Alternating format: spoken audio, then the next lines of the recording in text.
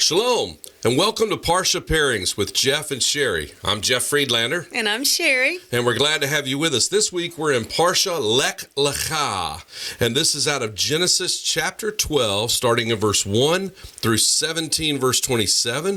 The Haftorah portion is Isaiah 40, 27 through 41, verse 6.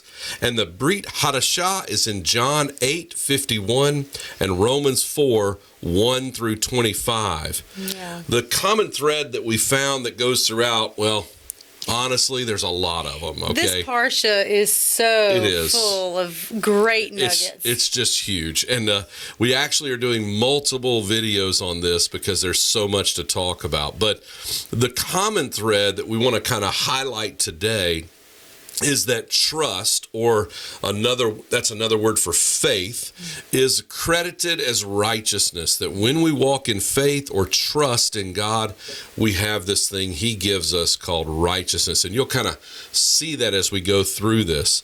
Now, the meaning of Lecha, the title of the Parsha, is get going yourself. And all the Parshas are titled basically after the first line or sentence or first word or two of the where it begins. And so in this first one, he says, now Adonai said to Avraham, get yourself going, get out of your country, get moving. And so Lecha, pick up and go. And that's where we start. And this reminds us, Sherri, of the last Parsha, which ended with Terah.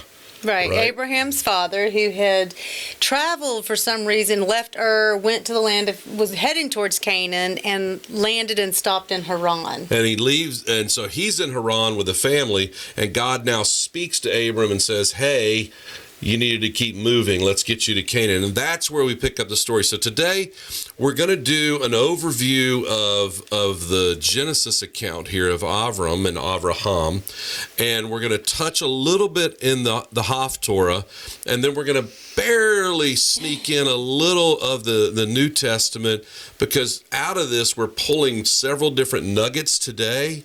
And then we've got several other videos that you'll see that are going to pick up on pieces of this and expand them, because there's just so much to talk about. So, Sherri, jump in there and let's get this outline going of Genesis. Okay, so the Parsha opens up with Adonai blessing Abram. And here's what he says, beginning in verse 1. Then Adonai said to Abram, get going from the land, Lecha, from your relatives and from your father's house, to the land that I will show you. My heart's desire is to make you into a great nation, to bless you, to make your name great so you may be a blessing. My desire is to bless those who bless you, but whoever curses you, I will curse. And in all the families of the earth, you will be blessed. All the families of the earth will be blessed. And I think a couple of nuggets that we see from here. First, this is not actually the covenant. Right. This was a blessing that God gave Abram. I also find it interesting that we learned at the end of the Parsha last week that Sarah was barren. Yeah.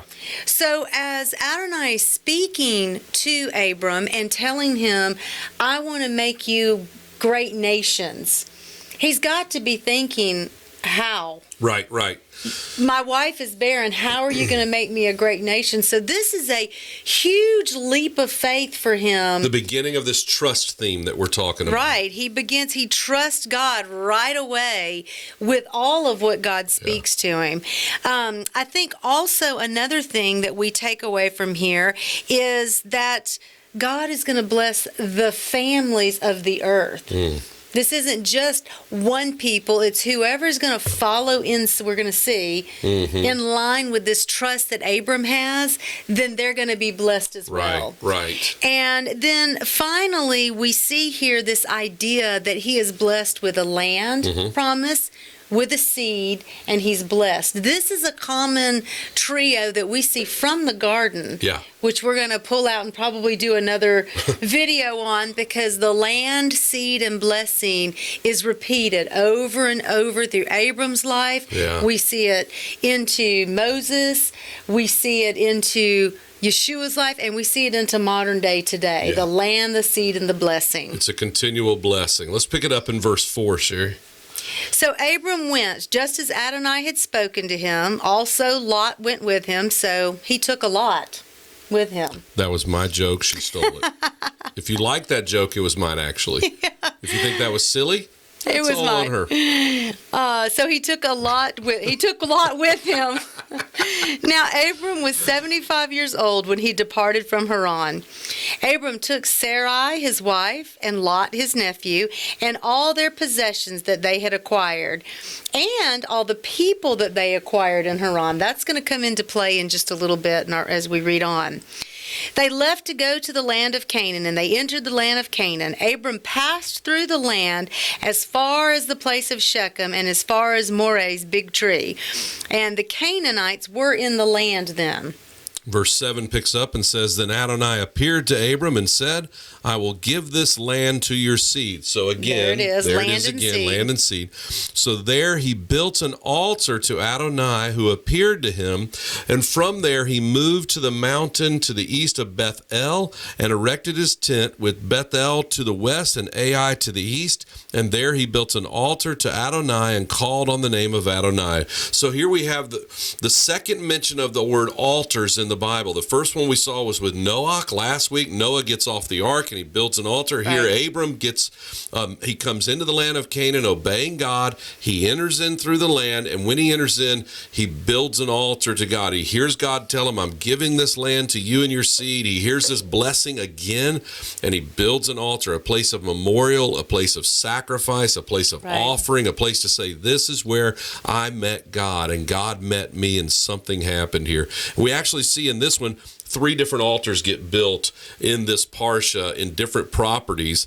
And I don't think we're going to read all of those, but just to give you geography, those 3 basically surround in kind of a diamond formation what is modern-day Jerusalem. Right. And so we see out of the gate that where God is going to eventually plant his name, and we'll read that in future Parashas, and he says, I'll put my name here.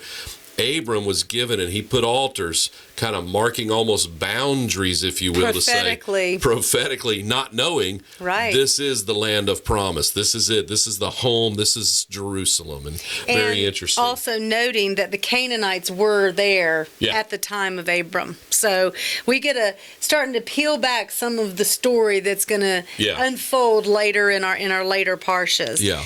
So after this, he builds this altar, and then he continues traveling southward, more into the Negev and into the Judean desert, and there's a famine. Yeah. So it drives him into Egypt. Yeah. So he goes to Egypt, and while he's there, some interesting things happen in these few verses. One, he lies to Pharaoh about his wife. Oh, boy. Well, he tells a half-truth, right? Because he says that this is my sister, which she is his sister. She's his half-sister. So. A half-lie is a truth. A half-lie is a truth. But he does this, and what's interesting about that is when we see his children after him, Isaac does the exact same thing. Yep. He lies about Rebecca.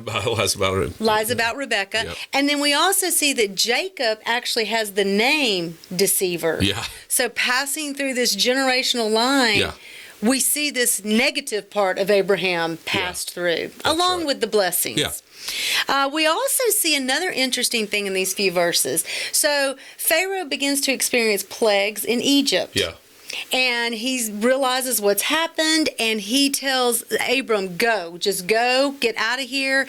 And they plunder Egypt. It says Abram leaves with great wealth, which is... Tell us where else that is. Well, of course, we recognize this is a preview of the Exodus to come with Moses. It's a foreshadow. It's really a biblical foreshadow. It's amazing. And that here we are, Abram goes into Egypt. He meets Pharaoh. Right. He lies to Pharaoh. Right. And yet God determines, I have made a promise to my son Abram. Right. I'm going to fulfill my promise. Right. So I'm going to expose Abram's lie. Right. And then I'm going to let Pharaoh know he needs to release Abram. And I'm going to do it through a series of plagues. So God is holding to his promise to Abram, even though Abram made a mistake. Wow, that's a word for us. It is. And God holds to that promise, and then the plagues come, and Pharaoh says, hey, you got to get out of here, right? So he sends him away, and when he sends him away, he sends him with great plunder. And as Sherri said, amazing. This Preview is of the Exodus. Yeah, it's amazing. And when we begin It's exactly to what connect that happens on here. in, that the Exodus is also about God fulfilling His promise. Yes. He makes this covenant that we're going to read about, and Yep. He doesn't back down off of Incredible. it. This also the text does not say this, but this is probably where he picks up Hagar. Right. More than likely, She was an because she was an Egyptian. Yeah. So this is probably where he picks her up. Yeah. So we move into chapter 13. He leaves Egypt. He goes back to this last place between Bethel and Ai, where he Yeah. built the altar. He goes back to this place where that altar was built. And now he and Lot have amassed such wealth. Yeah. Their flocks are Yeah. huge, and they realize we can't stay together because there's not enough land for everything. So let's divide up. You Yeah. choose where you want. Abram, in his generosity, you choose, Lot. Lot looks over the land. He goes, oh, I'll take that land. It's Yeah. lush, and it looks like the Garden of Eden. It Yeah. looks like Gan Eden. And what's interesting about that is this plot that he chooses Yeah. is actually the land where we know he settles in Sodom and Gomorrah. Yeah. Now, in modern day, when you visit that area, that's in the Dead Sea area, and it's barren. Barren. Nothing grows there. And what's happened? What's the difference between when Lot saw it and what we see? Yeah. Sodom and Gomorrah, judgment. Sodom and Gomorrah judgment. That judgment that came made the land barren. Because it was not barren. Obviously, Lot was choosing the best of the best for himself. He did. So he goes there. So then we continue going on. Jeff, could you read verse 14 and 17 of chapter 13? Yeah, so starting in verse 14, chapter 13, it says, Adonai said to Avram, Adonai said to Avram, after Lot had moved away from him, look all around you from where you are, to the north, the south, the east, and the west.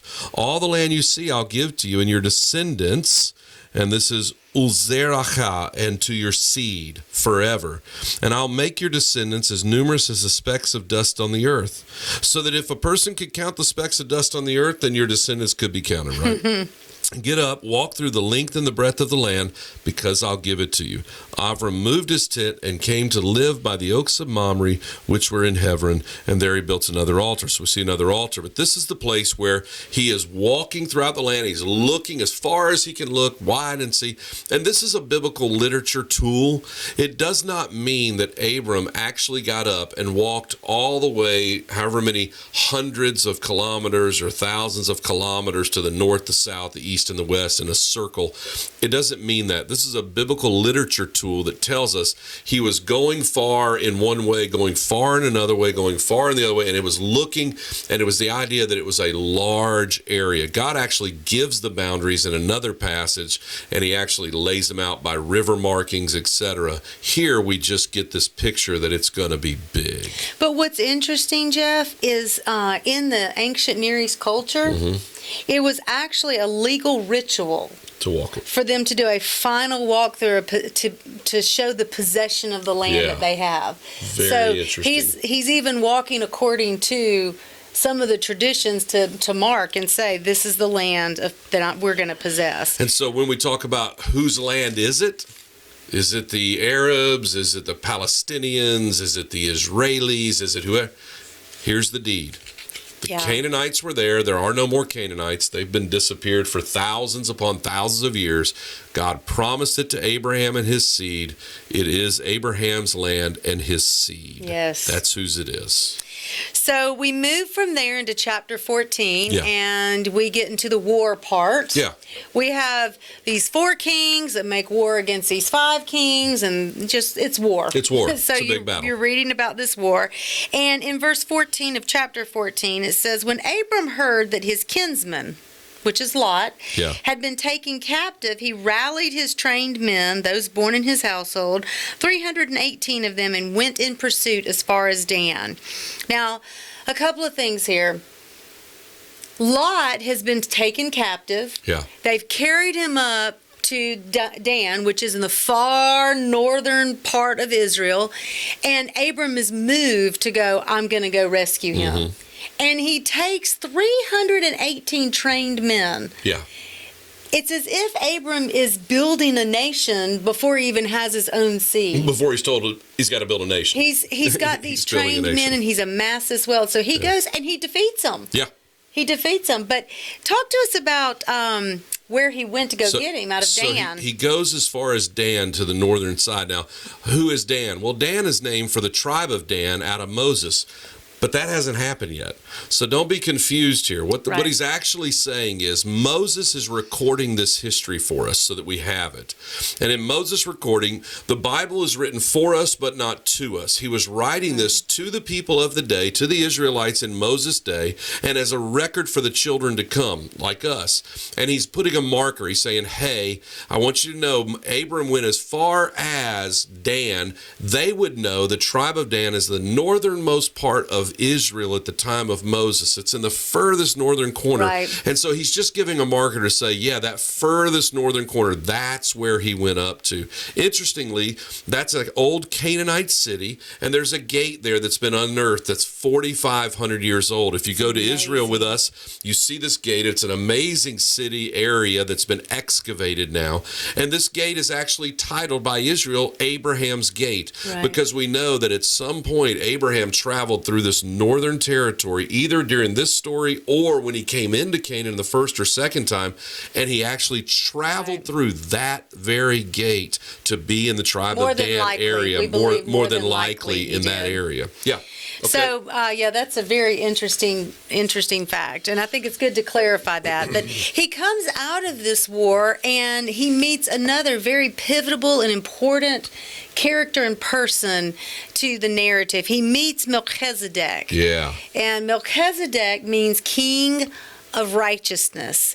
Do you want to read to us and share with us about Melchizedek? It says, let's just start in verse 17 of chapter 14. It says, after his return from slaughtering Kedorlaomer and the kings with him, so he's won the war, and the king of Sodom went out to meet him in the Shaveh Valley, also known as the King's Valley. So he's walking in an area, it's what's called the Jordan Rift area, but he's walking in this valley below what is Mount Moriah. Right. And in that valley, it says in verse 18, Melchizedek, king of Shalem. So king of Shalem. Shalem is this root foundation name that becomes Yerushalayim, or Jerusalem. This is where Jerusalem is today and was then, as God puts his name on it. And this is a king. We don't know where he comes from. In fact, the Bible has very little to say about him, and yet he overshadows the entire scripture. It's an amazing story here, and we're actually doing another video just to dive into that. So for today, just know that he goes by there, he meets this king, and he makes a tithe. That tithe means that Abram understood tithing before tithing was understood written-wise. Right. Before we had it, he understood it and he got it. He does a tithe. In our video on Melchizedek, you'll hear a lot more about the connections he makes, but this is where he is. He's right outside of what is Jerusalem today. He meets the king, who is a king and a priest of the Most High God, and he tithes to him. All right, Sherri, let's go forward. Yes. So then we get into chapter 15, and this is another big chapter. Yeah. This one is where we begin to see the promise again affirmed, and we actually have the covenant that is cut. Yeah, we've had the blessings. Now we're actually going to get a covenant. So chapter 15 starts off this way. After these things, the word of Adonai came to Abram in a vision, saying, now understand, that's not an angel of Adonai. Right. That's the word of Adonai. Yeah. And he's coming in a vision. So he's encountering Adonai. He says, do not fear, Abram. I am your shield, your very great reward. And Abram responds to God with that. And he says, wait a minute, though. I don't have any children. I have, Sarah who's barren, and my only heir is Eliezer of Damascus. So I don't know how you're going to fulfill this, but this is going to be a problem. Yeah. But Adonai goes on to affirm the covenant that he made. He goes on to affirm that, yes, your seed indeed will outnumber the stars. We heard him say the sands of the seashore earlier, and now it's the stars. As if you could count the stars, that's how many children you'll have. So God reaffirms that, yes, I have made this promise to you. And then really, I think this is the key verse. the key verse, what really sets the foundation for what God's looking for in us. Verse 7 says, "Then he believed in Adonai, and he reckoned it to him as righteousness." Yeah, that's it. Abram's trust in what God said. There's going to be a child coming from you. I'm going to bring life from you. Abram believed it. Against all faith, he believed it. That's right. And this is what was credited to Abram as righteousness. So it was his faith at that point. And then he's going to move in, and God's making this covenant with him. And he says he's cutting a covenant. And what does he tell him? Let's see if I can find the passage here. He says, I am, let's see, starting in verse... Abram asked him in verse 8, 7, "My Lord Adonai, how will I know that I will inherit this?" And he says, "Bring me a 3-year-old cow, a 3-year-old female goat, a 3-year-old ram, a dove, a young pigeon." He brought all these to him. He cut the animals in two, placed the pieces opposite each other, but he didn't cut the birds in half. I think they're too small. Birds of prey swooped down on the carcasses, but Avraham drove them away. As the sun was about to set, a deep sleep fell on Avraham. Horror, great darkness came over him. And Adonai said to Avraham, "Know this for certain, your descendants, will be foreigners in a land that is not theirs. They'll be slaves, held in oppression there 400 years. There's the prophecy of what we read in the book of Exodus. "But I will also judge that nation, the one that makes them slaves." There's the prophecy, I'm going to judge Egypt. "Afterwards, they will leave many possessions. As for you, you'll join your ancestors in peace, be buried at a good old age, and in the 4th generation, your descendants will come back here to this land. Only then will the Emori be ripe for punishment." After the sun had set, there was a thick darkness, a smoking fire pot, a flaming torch appeared, which passed between these animal parts. That day, and here it is, Adonai made a covenant with Avraham.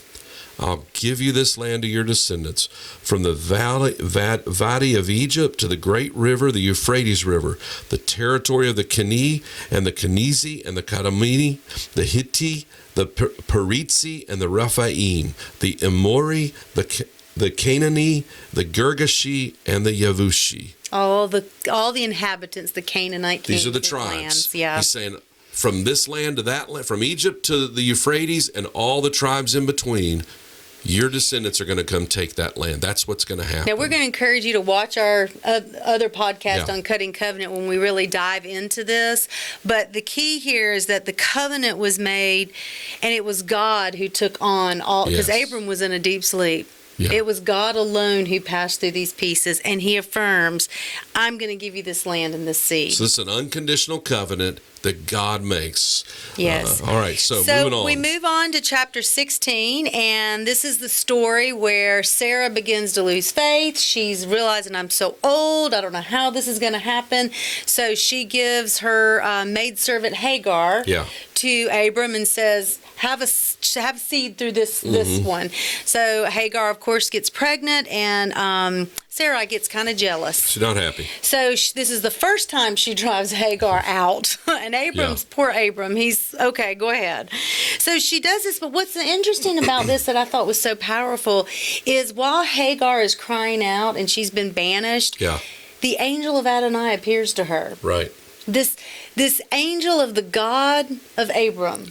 Appears to her, and in verse 10 through 6, chapter 16, verses 10 through 12, "Then the angel of Adonai said to her, I will bountifully multiply your seed, that they will be too many to count." The same blessing that Abram got. And then poor, her son does not get a great boating right here. The angel said to her, "Behold, you are pregnant and about to bear a son. You shall name him Ishmael. For Adonai has heard your afflictions. He will be a wild donkey of a man. His hand will be against everyone, and everyone's hand will be against him.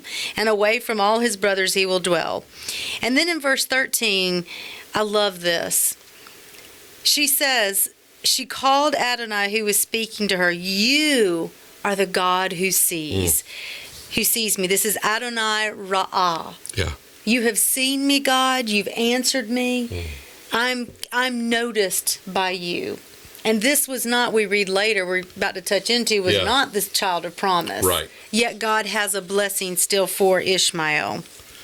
Yeah, so there is a blessing for Ishmael, and we're doing another video on Lots coming out of this one. on covenant and circumcision and blessings. Yeah. Just know for this, Ishmael does receive a blessing from God. In fact, 12 princes come out of him, 12 tribes, just as they do Isaac, the child of promise.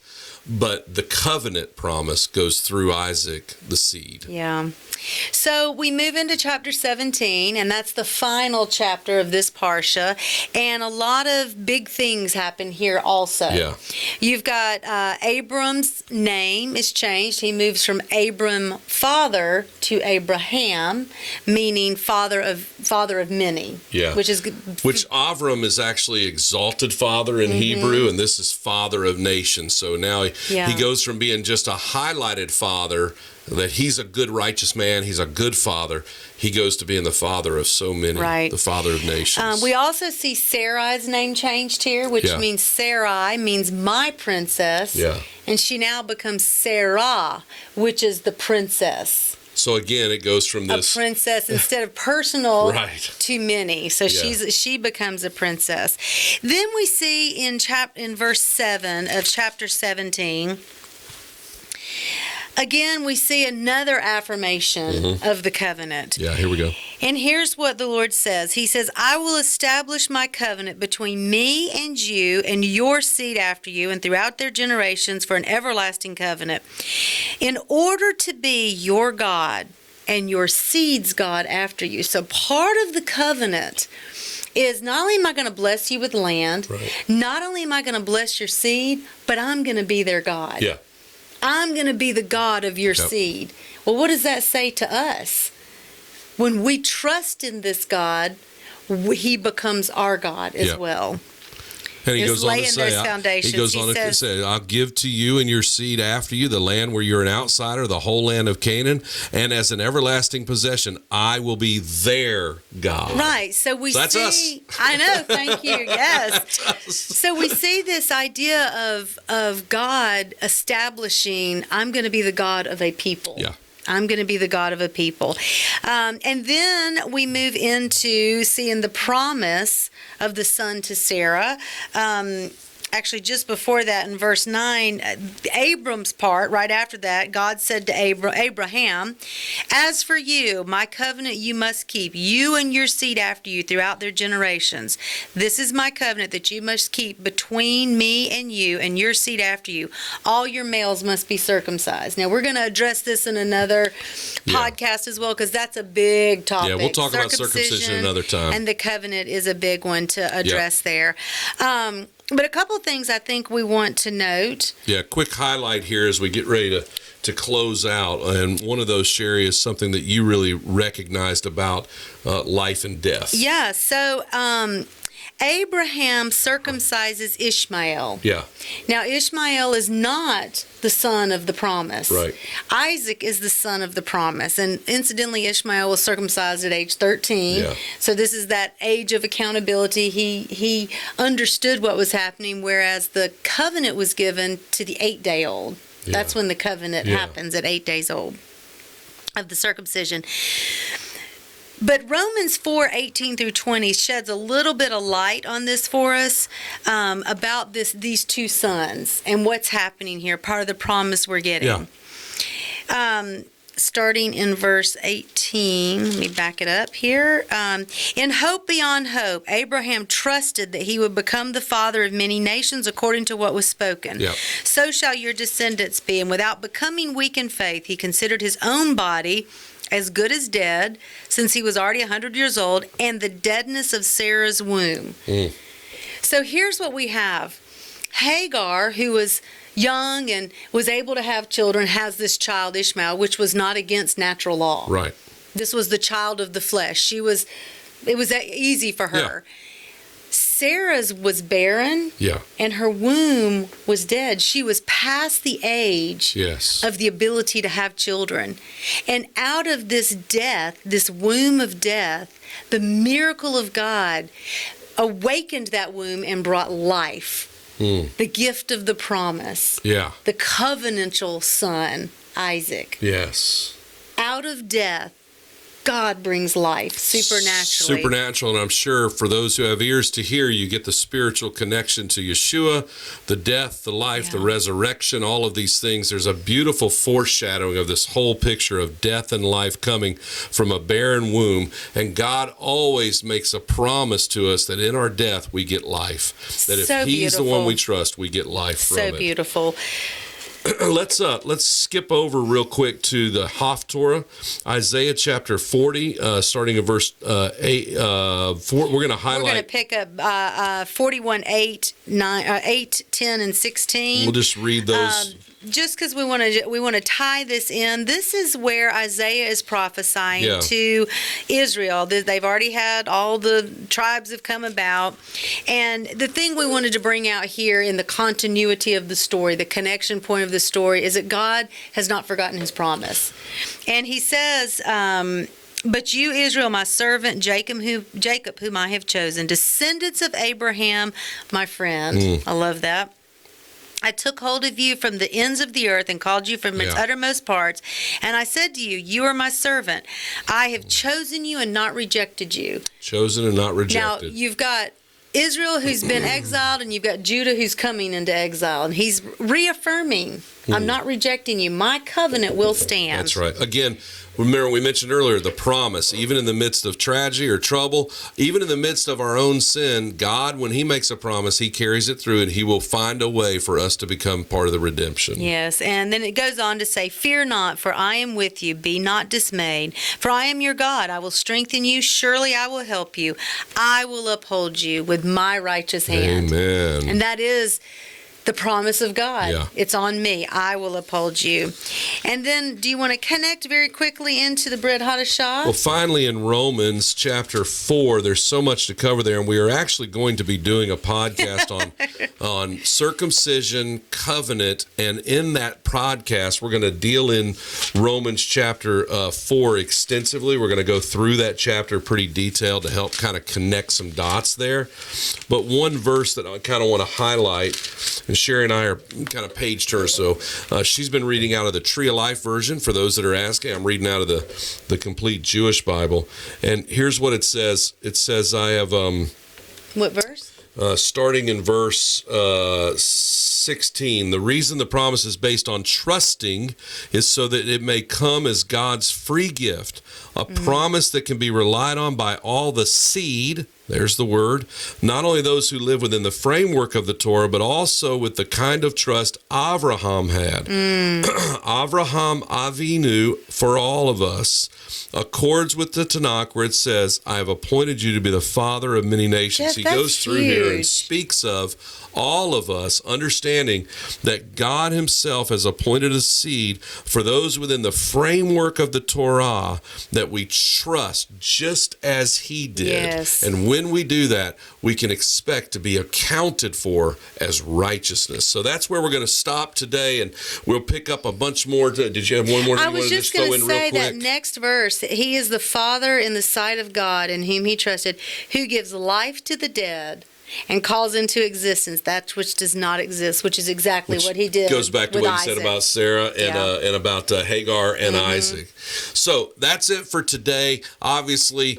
there are a lot of nuggets here. There's a lot to chew on. So we hope you will dig into the Parasha this week. We hope you will study this. We hope you will just find truth in it. And look for the other videos about this Parasha and about some of these teachings. Until we see you again, God bless you and shalom, everybody. Shalom.